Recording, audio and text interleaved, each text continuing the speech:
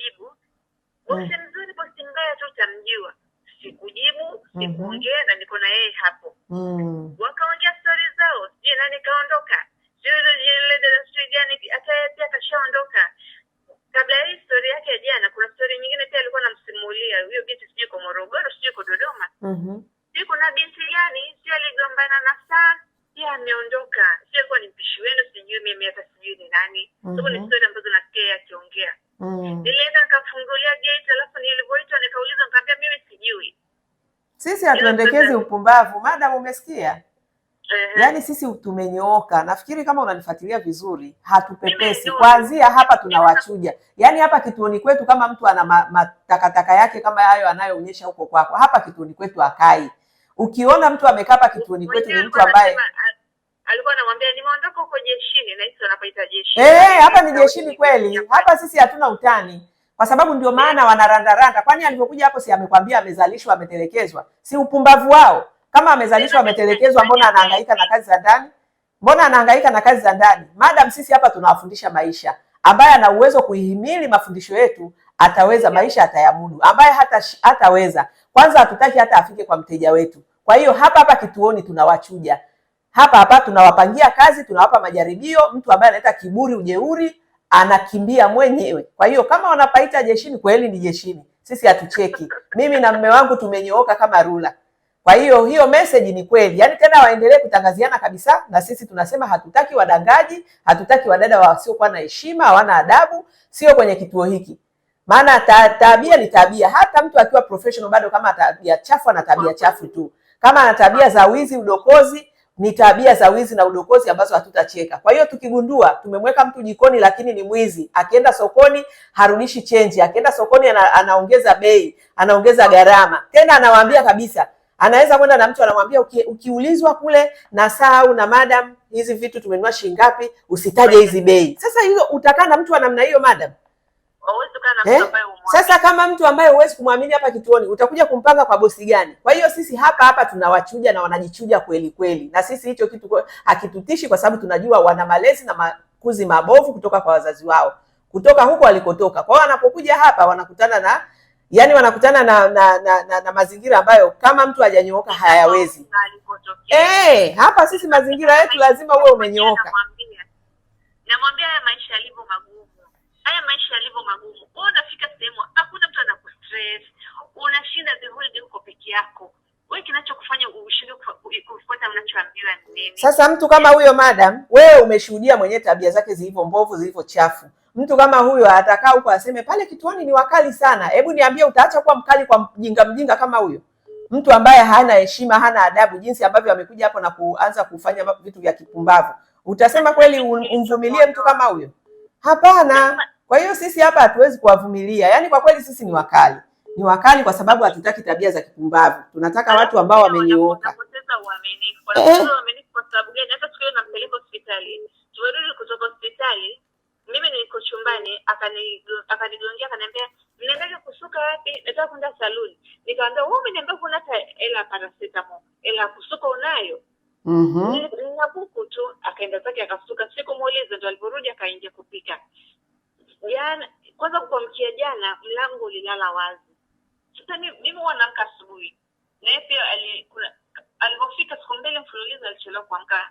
Nilimuuliza changamoto ni nini, akaniambia mimi nilikotoka tuamkaga saa 10. Kwa hiyo kifika ile wewe umeniambia nimka saa 11. Kifika ile saa 10 fund lale kidogo napitiwa. Nikamwambia kwa natakaje, nitakuwa namka saa 10. Nikamwambia kwa ile ni good. Sababu hivyo mchana unashinda kwa peke yako, unaweza ukafidiwa muda kulala. Kwa hiyo mimi asubuhi huwa naamka. Kiamka anaweza kama baada ya dakika ngapi tena mimi nikaamka. Nilipofungua mlango nikuta mlango uko wazi. Nikasema mbona huu mlango kufunga? Akaniambia nilizungusha nikaona mguu nikauacha. Kama mbona hukusema? Hivi kitokea kuna mtu ameingia, kuna kitu chochote tutamuuliza nani? Sababu unaacha mlango wazi. Kwa nini na sisi tupo? Nikaona hivi kapidi kapitiwa. Sasa leo nilipoamka leo mtoto alikuwa na issue ya kifua. Kwenye mida saa 7 hivi nikasikia geti imefunguliwa. Lakini nikafikiria ni jirani anaingiza gari. Lakini nikasema nikamwambia mume wangu hebu confirm. Hiyo geti imefunguliwa. Akatoka akachungulia dirishani akaniambia mbona kumepoa tu. Sikuamini. Nikatoka na mimi nikaangalia. Kwa jirani naona kumetulia. Nikasema mbona nimesikia kama geti imefunguliwa. hamna hata mtu, mbona kumepoa? Lakini sikufikiria na singewahi, yani singefikiria kwamba dada anaweza akatoka usiku. Kwa hiyo ametoroka? Ametoroka, hajakuaga? Hajaniaga. Ngoja nitafute video zake, kwa sababu hapa lazima wote tuwafanyie content. Sasa hivi mwendo ni huo huo, tumuweke hapo na matabia yake machafu. Nimemwona yupo na kwenye content yake nimemwona Asia mwenyewe anasema na mipango ya kujenga sio rahisi, hizo hela zitafutwa kirahisi. Sasa mimi si wamezoea kutafuta hela kwa wanaume. Kuna saa nyingine wanakuja kama madanga, akija hapo akiangalia akiona hakuna dalili ndio hivyo sasa anaondoka mwenyewe. Umeona, na mimi niliwaambia kwenye mradi wetu, kwa kweli huu mradi kama Mungu anayeishi anausimamia. Yaani mtu yoyote anayekuja na nia ambayo sio ya kazi ataondoka tu, aidha ataondokea kituoni au akifika kwa bosi wake ataondoka kama hakuwa na nia nzuri ya kufanya kazi. Umeona, hiyo ya kusema kwamba eti analalamika hakujua kama dhamana inatakiwa kuja huku, ni waongo. Amefika huko ameangalia mazingira, anataka aende Jumamosi na Jumapili. Hapana kitu kama hicho. Sasa si umeona wewe mwenyewe umeenda kusoma mkataba usimuona ulivyosoma mkataba ukakuta hakuna kitu kama hicho. Nikashangaa inakuwaje kwamba imebadilishwa. Nikasema lakini tusibishane kwa kitu ambacho sijahakikisha. Subiri nirudi ndio nikaangalia mkataba. Sasa hiyo asubuhi nimeamka naona kweupe mlango wa chumbani kwake uko wazi. Na hiyo tunawaambiaga, unajua hapo unaweza ukamfungulia kesi kwamba amekuibia. Atakataaje? Kwa nini aondoke bila kuaga kama yeye ameshaona mazingira haya yamemshinda? Hata niambie, kwa sababu mimi hamna kitu nakiogopa kama mtu aseme nataka kufanya hivi umkatalie. Kwanza hofu yangu, nyumba yangu ina watoto 6. Anaweza sinzuru mimi asira yake akapeleka kwa watoto. Siwezi kumkatalia. Hata kama nizo nauli nizitume mpaka nizitume. Siwezi kumkatalia. Akisema tu nataka kuondoka, namwambia haya, safari njema. Hatuna sababu ya kuendelezana, uanze kunifanyia vituko. Umetaka kuondoka, sijakufanyia kitu chochote kibaya, Mungu pia anajua, ni shahidi. Na ndio maana hayafanikiwi. Unafikiri nani madam hawafanikiwi kwa sababu wana roho mbaya kama za kama sijui kitu gani, kwa sababu hicho kitendo alichokifanya ni kitendo ambacho yeye binafsi asingependa kufanyiwa, lakini yeye yuko hapo kwa ajili ya kuwafanyia watu, atumie hela za watu. Amekuja hapa kituoni, amekula, amelala, amefanyiwa training, hizo zote ni gharama. Hajajali, amepewa pesa za kusafiri, amekuja mpaka huko, hajali. Yani yeye ameamua tu kwanza kujibu majibu mabaya, ndani ya wiki moja huko hoi, ametoka hapo, ametoroka, ameondoka. Huo ni ushetani. Mtu kama huyo hawezi kufanikiwa. Nikasema huyu mtu amekuja, ina maana kwanza kaondokaje? Lakini nikasema yule bodaboda aliyemleta Jumapili itakuwa alichukua namba yake ile baada ya pale maabara, kutoka maabara, kwa sababu ndio itakuwa amechukua namba yake. Nimeamka, milango iko wazi, na kuna huu mlango mwingine wa sebleni pia, kumbe jana alilala hajafunga. Kwa hiyo alikuwa tayari kashajipanga, milango alikuwa ameitegesha. Sababu nakumbuka hata juzi hiyo nakwambia, nilikuta mlango hujafungwa, mwanangu alifunga mlango, then yeye akaja akaufungua. Mimi nikafikiria maybe kuna kitu amefanya nini, amekisahau nje, ndio hiyo hakufunga. Kwa sababu niliegesha, nikachinda, nikaiacha sijui nini. Kumbe alikuwa tayari yuko kwenye mipango yake. Sasa hivi ndio nitunganishe hizo dots, naona kwamba huyu ni mtu tayari alikuwa shaanza kutengeneza mazingira, na akajua kwa vile huyu mchana yupo, sina kumtoka ni ngumu, ndio kukimbia ni usiku. Alafu kwa nini ukimbie? Mimi siwezi nikakuzuia wewe mtu mzima kuondoka. Na kuzuiaje? Kwa mfano, yani madam, nikamzuia kuondoka. Na kikubwa ndio maana sisi tuliamua mradi wetu tutauendesha kupitia hizi content, ili nyie ambao mnahitaji huduma muweze kuona angalau msimamo wa kituo hiki ukoje, mafundisho gani tunawapa na mikataba yetu inasemaje, ili mtu anapokuja kuleta tabia zake binafsi uweze kutenganisha kwamba hizi ni tabia za mtu, sio za kituo. Sio sisi wa Dada Center tunafanya kazi kwa staili hiyo. Nilishaikuwa na binti tokea ameingia nyumbani kwangu, alikuja na changamoto, lakini ukamtengeneza mpaka kama vile unataka. Sikuwahi kunyanyua simu yangu kupiga. Nilipiga simu siku tu mwezi mmoja kabla akikaribia kumaliza mkataba wake. Enzi hizo miaka 3 huko ninaisi nyuma. Ndio maana nasema najua kuna hizi changamoto, lakini wazuri wapo. Sema wapo madam, chafua, lakini wazuri wapo. Na hawa wa kuchafua madam nao hawakosekani, kwa sababu tuko duniani, kwenye dunia ambayo imejaa mambo mengi machafu. Kwa hiyo wakuchafua nao watakuwepo, lakini cha muhimu ni kwamba tuwe makini. Ukishaona tu mtu ana dalili ambayo hana malezi mazuri, kwanza tu alivyokuwa anakuongelesha ambayo sio ya heshima. Ukishaona mtu anakuongelesha kama takataka wakati wewe ni nyumbani kwako na wewe ni bosi, kwa kweli hicho kitu hakifai. Hiyo ni red flag kubwa kabisa. Hata kama una shida vipi na msichana ambaye anakujibu majibu ya ovyo kama ulivyokuwa unasema na anavyokujibisha, huyo ulitakiwa tu ile siku ya pili afungashe virago vyake arudi. Umeona? Jana ndo ananiambia wapigie simu watu kutaka kunipeleka polisi. Nishakwambia nipo sentazifua. Nikamwambia achujisikia tutaanza kugombezana wala kujibizana vibaya. Kwa kweli hapana. Huelewi. Nikaambia haya, nikashika 50 zangu nikamulia. Naye akaenda chumbani kwake huko aniacha nimesimama hapo. Kasema haya ndo kizazi kipya, mimi nikaendelea na. Hapana, sio wote madam. Sio wote kabisa. Huyu kumbe tunalingana, tutalingana, ndio miili italingana, lakini mimi tayari ni mtu mzidi, yani nishakuzidi, aidha nimekuzidi miaka 7, nimekuzidi tayari. Madam, sisi hapa hata kama angekuwa yeye ni mkubwa kwako, kitendo cha kwamba amekuja kwako kama mfanyakazi, anatakiwa awe na unyenyekevu, awe na utii, na awe ni mtu ambaye ana heshima. Yaani hata kama ungekuwa ni mdogo kwake kwa miaka, lakini kitendo kwamba wewe ni bosi wake, lazima anyenyekee.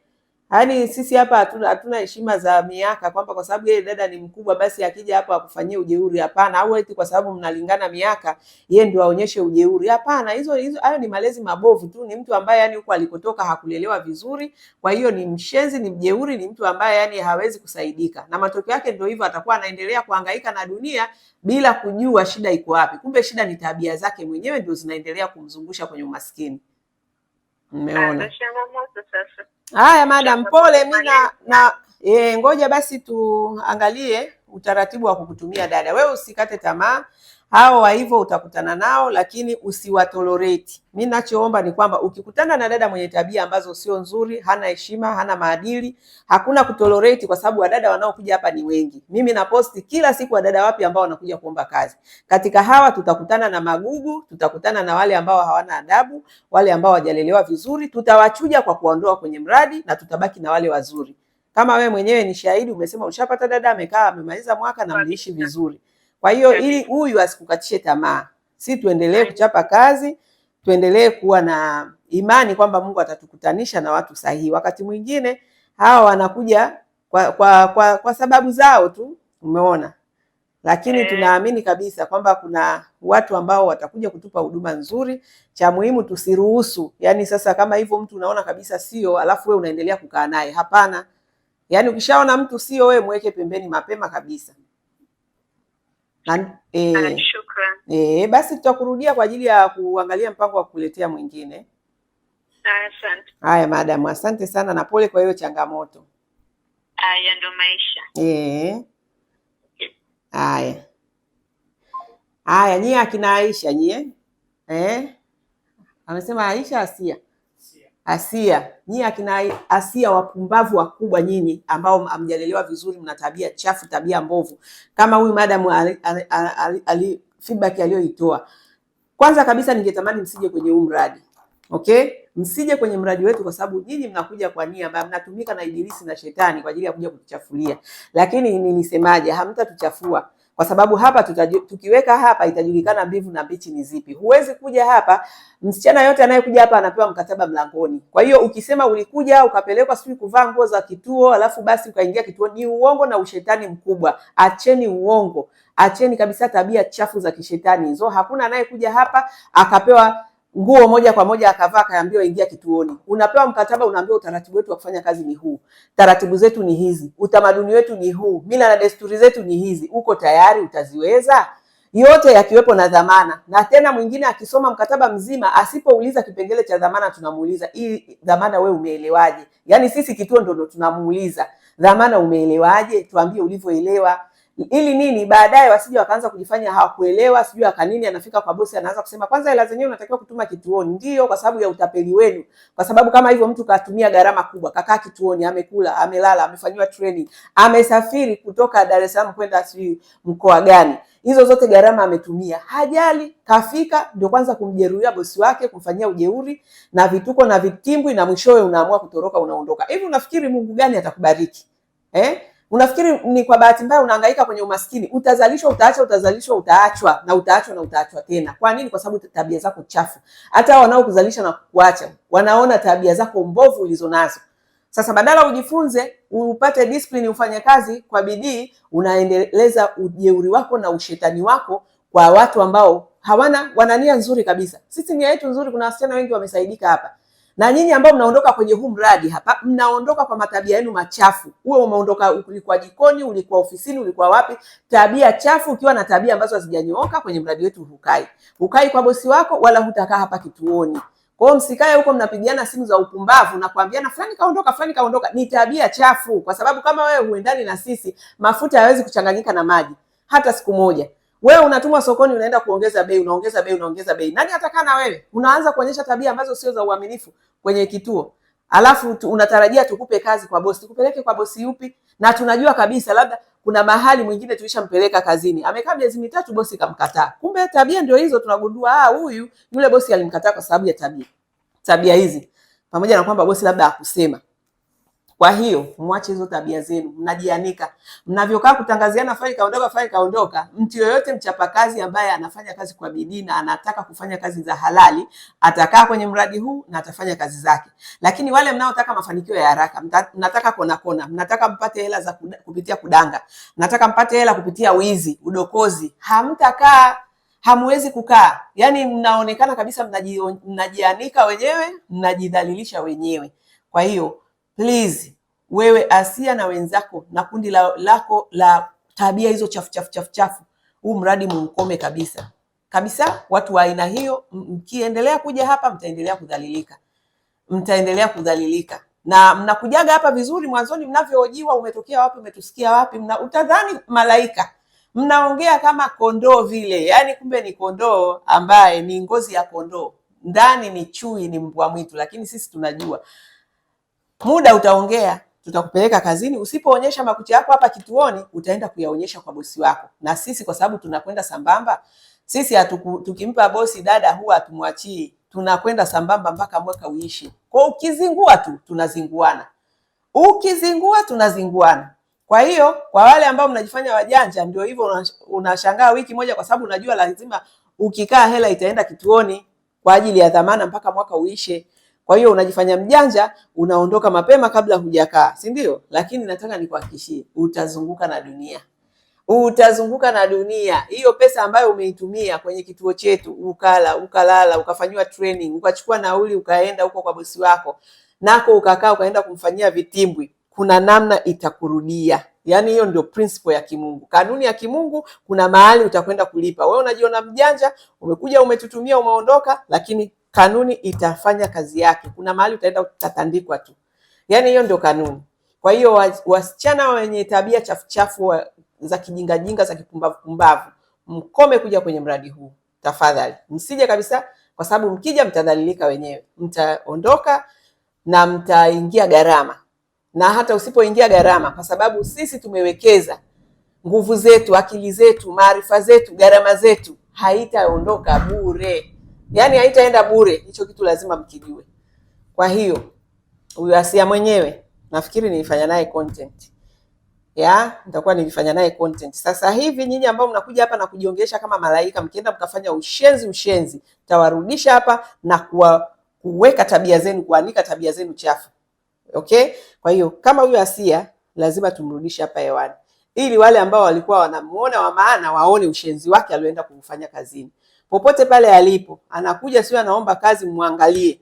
Tabia zake ndio hizo ambazo mmeziona. Amefanywa training, ameelekezwa utaratibu na mikataba amesoma, amefika kazini huko anaanza kutusema kwa ubaya. Mimi sijui hela zinatakiwa zitumwe kule. Unajua kwa nini hela zinatumwa huku? Unajua ni kwa sababu ya dhamana. Ukimaliza mwaka unakuja kuchukua hela yako. Kwa nini unajifanya leo hujui?